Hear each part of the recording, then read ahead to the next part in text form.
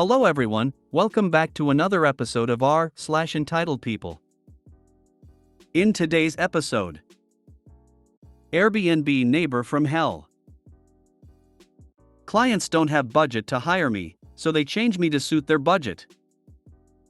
My husband thinks my meds are his. Before we get started, make sure to subscribe so you will never miss a video. So let's get started. Airbnb neighbor from hell. I have a family friend that has waterfront property. In the end of winter, a new neighbor bought the house next to them.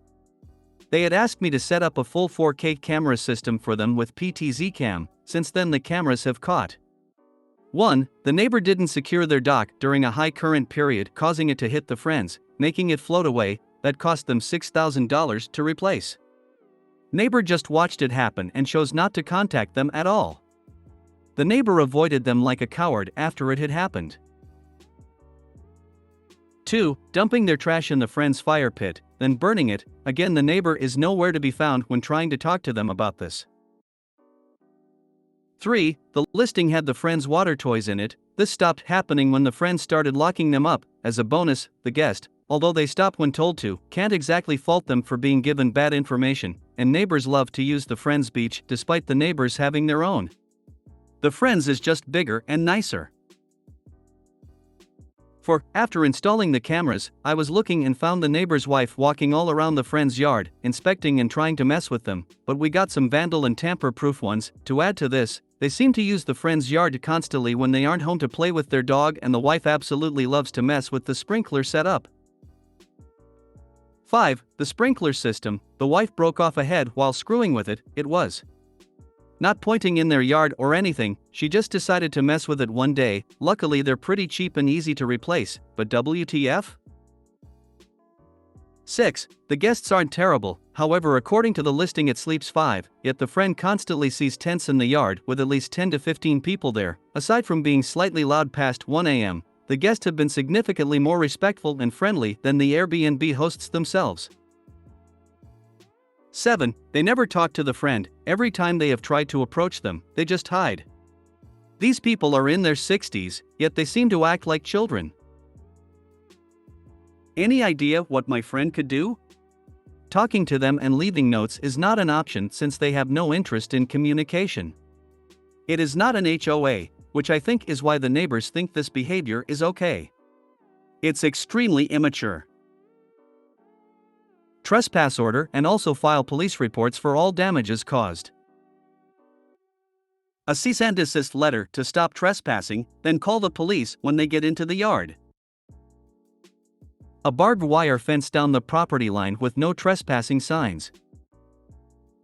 Probably will go with a lawyer and cease and desist. It seems like contacting Airbnb was pretty useless, and they don't want wildlife injured by the fence. They could try contacting Airbnb saying that the listing is fraudulent and the Airbnb customers do not have any rights to his property. If they are trespassing and vandalizing, and they have it on film, why didn't they press charges? Clients don't have budget to hire me, so they change me to suit their budget. I was working with a couple to renovate their home in NYC. They had narrowed their search down to myself and one other, with me being the preferred and the other being the more budget option.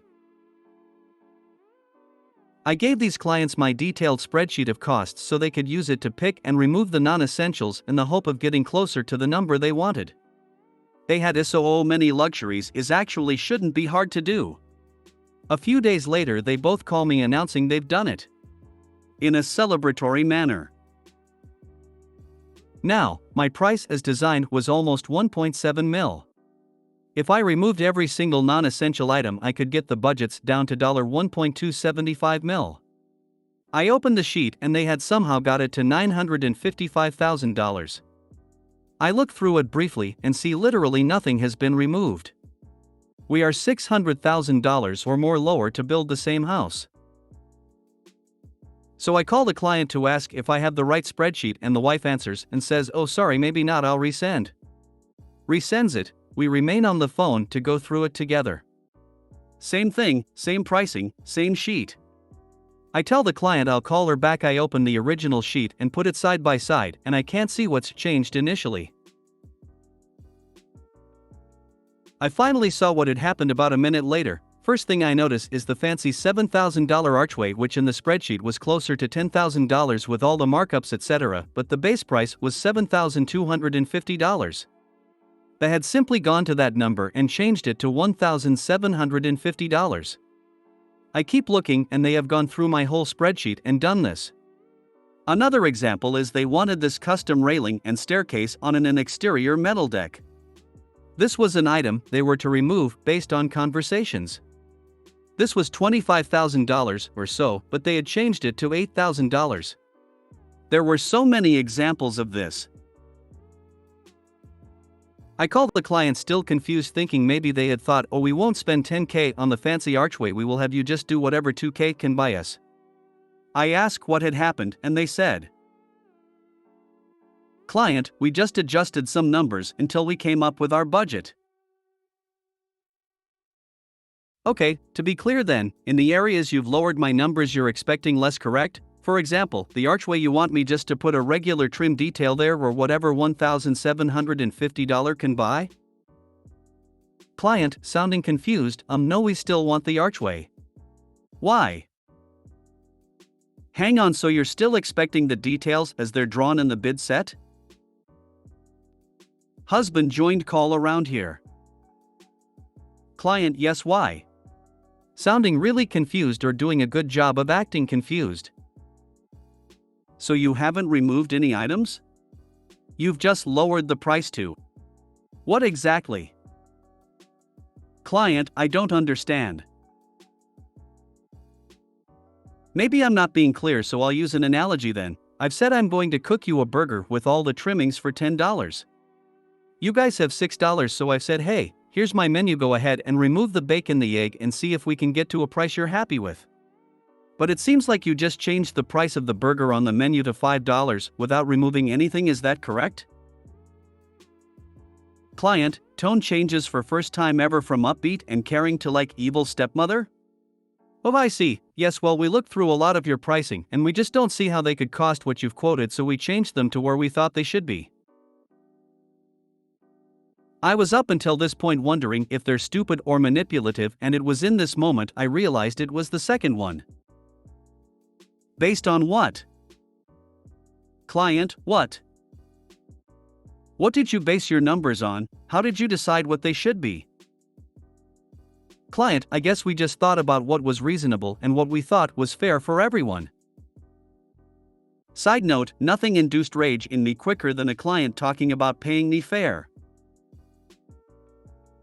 Okay, look, this is really inappropriate. I gave the sheet over in good faith for you to review what could be removed or retained, but it was not so you could decide what you wanted to pay. The pricing in there is truly reflective on what I can do the job for in a way that allows for minimal price changes and allows me to be in business after to honor your warranty. Client, we just don't get how these things can cost so much. In that moment, I then see at the bottom my profit margin of 15%, standard in the area I worked in, and they had changed it to 5%, so we're talking $100K. Guys, you changed my profit margin? You can't do that. It's not a negotiation, it's an offer to perform services. Okay, look, I need some time to consider my next move here. Clients, sensing they're losing me, were seeing this as a partnership. You could use this house as a showroom for future clients. I see every job as a partnership, but ultimately it's your house.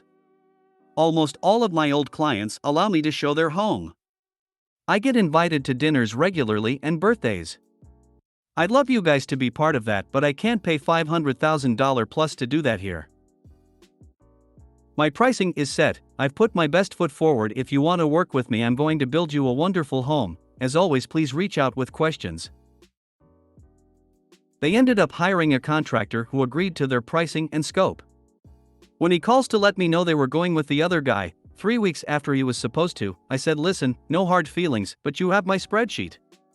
You can see the job's raw cost and it is $300,000 lower than that number. Be careful. He just replied, it will be fine, kind of smugly. They also needed the job completed in 8 months, which is very tight in NYC. 2 years later, I ran into the architect. The clients still were yet to move in and they were living in an Airbnb and almost double budget with lawyers involved with the contractor. I never take pleasure in others' suffering, especially in NYC, but it was hard not to feel a small sense of "I told you so." I truly believe when they called saying they'd done it, I think they were hoping I'd write the contract and not notice. It was truly insulting. I'm so glad to read that Opie's prospective clients went with the other contractor and are living in an Airbnb for 2 years. I bet the other contractor is regretting taking them on as a client. I honestly love their response. It is perfectly entitled. Just having the gall to say no, that archway should be $2,000 instead of $7,000, just cause we want to spend less. I said to them at one point, this is like me just changing our contract price from $1.25 mil to $1.5 mil because I wanted to earn more. They legit said they didn't see the correlation between what they did and my comment. We're seeing this as a partnership. You could use this house as a showroom for future clients. See, they're making up the difference by paying an exposure. So I need some renovations done. Budget is $300,000, but I want $1 million worth of work done. Can you get that done for me in 4 weeks? Can walk through the detailed spreadsheet I made up from nothing if that helps. My husband thinks my meds are his. My husband and I fight constantly, every month, like clockwork over this. I have many medical conditions that prevent me from being able to work, and I've been trying to get on disability because of it all. I've had to have surgeries for some of these medical issues. I had shoulder surgery a couple of years ago that ultimately didn't provide much improvement. In turn, I had to jump through hoops and wait months without any pain relief until I was able to get into a pain clinic. I also suffer from severe neuropathy in my legs and feet. I have a few other forms of nerve damage as well, stemming from a back problem. So I went through all the proper doctors, appointments, etc. My husband, on the other hand, has always refused going to a doctor for anything, claiming that they don't do shit. Anyway, needless to say, he's the only one able to work. He has back issues of his own, from an accident he had years ago. But again, won't see a doctor. The main issue, because I can't work and I'm at home all day, he feels entitled to my meds because he's the one who's out there working. Because he needs them more. He works in retail and is on his feet all day, which we all know affects your back. Yes, I may not be working and I'm sitting on my ass all day, but I'm not here enjoying life with my chronic pain. I have to fight for my meds every month. If he doesn't get what he wants, he'll just steal them from me. I'm at my wit's end. It's affecting our relationship and I've built up a lot of resentment. I just don't know what to do anymore. And yes, I've tried hiding them everywhere and anywhere I could fit a bottle, and I've had lockboxes. He still manages to get them. Unless I carry a bottle around 24/7, I lose. Edit, I know he has a problem. And no, I can't just leave. There are so many outside factors that keep me here. The major one being, no money. I don't have the luxury of women's shelters, family, or friends to just crash with. I live in the boonies. And I'm not from here. As stated above, I have tried lockboxes. Because of my living situation, I can't just up and file a police report and his job doesn't drug test randomly. I know that I should leave him. But for many, many reasons, it's not an option right now. I posted here to hopefully hear from others who may have had similar experiences, and maybe it would help in finding a solution that might work in the meantime. So thank you to those that have offered sound advice and suggestions. Much appreciated. Years ago, I was having debilitating menstrual cramps a couple days a month, for which my OBGYN prescribed pain meds. My ex-husband took them, so I had to suffer. He kept saying I can just get more, which wasn't the case. My prescription should have lasted a year. A couple years later, he started buying pain meds illegally from overseas. He was either on meds or agitated and impossible to live with. It's one of the things that lead to our divorce. What your husband is doing is disrespectful and possibly indicative of an addict. Either way, you should not put up with it. Yeah, OP clearly knows that. They're looking for practical advice, not for us to reaffirm what they already know. You're enabling an abusive addict. Leave. You are at risk of being terminated from your pain contract. If they find out he has access to your medication, you will lose it. I came on here to say this exact thing. This could be considered diversion, and if that ends up on your chart, no one will risk their license to prescribe for you. Additionally, he has shown blatant disregard for you. Consider your options carefully. If you lose access to those meds, is he going to stay with you? Is he worth the risk? Technically, he's committing a felony by stealing controlled substances from you. I'm surprised you haven't been kicked out of pain management because they watch your prescriptions like a hawk. If you don't test for them, they'll know you aren't taking them and stop giving them to you. You need to leave or file a police report next time they go missing. Maybe that'll scare some sense into him. Why are you with him? He would rather see you in pain because he won't go to the doctors. If you made it to the end of the video, thanks for watching.